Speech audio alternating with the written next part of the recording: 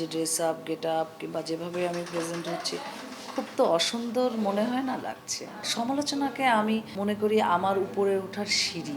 এখানে যাদের হাতে কাজ থাকে না তাদের কিন্তু ওভাবে কেউ সম্মানও দেয় না, মূল্যায়নও করে না। কাজের ক্ষেত্রে আমরা বলিনি যে আমরা এফডিসি আসবো না, অবশ্যই কাজ করতে আসবো। না, এটা গ্রাজুয়ালি তো অবশ্যই মুটিয়ে গেছি, কিছুটা রিডিউস করার চেষ্টা করছি, কিন্তু ইন্ডিয়ান সিনেমাতেও তো আমরা দেখেছি হলিউড বলিউড বয়সের সাথে সাথে তারা কিন্তু অনেক কাজ করে, তারাও মুটিয়ে যায়, তারপরেও তারা ক্যামেরার সামনে আসে, ভালো লাগে, কিন্তু ওরকম খারাপ লাগে না।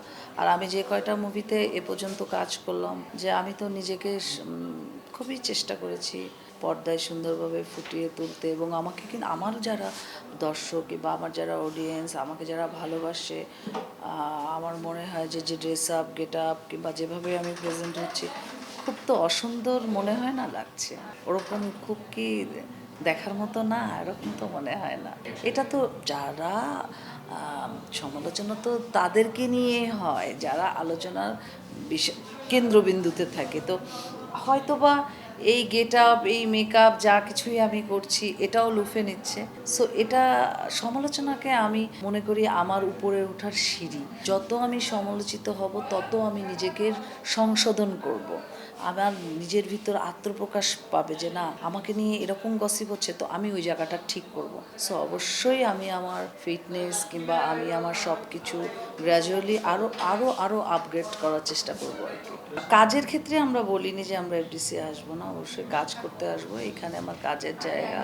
আসলে যখন মানুষ মৃত্যুবরণ করে, কার কখন মৃত্যু হয় সেটা তো আর কেউ বলতে পারে না। তো যেহেতু আমরা মহিলা শিল্পী, সো আমি সবসময় মনে করি যে মহিলা শিল্পীদের মারা যাওয়ার পর তাদের লাশটা তাদের পরিবারের কাছেই থাকুক, গোপনীয়তাভাবেই তাদের মাটি দেওয়া হোক, এটা আমারও চাওয়া।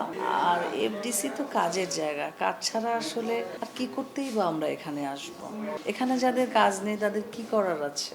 এখানে যাদের হাতে কাজ থাকে না তাদের কিন্তু ওভাবে কেউ সম্মানও দেয় না, মূল্যায়নও করে না। তো আমি যতদিন আছি আমার কাজ থাকবে, আমি আসব, কিন্তু মূল্যহীনভাবে কি এই জগতে পদচারণ করা ঠিক? আমি তো মনে করি ঠিক না।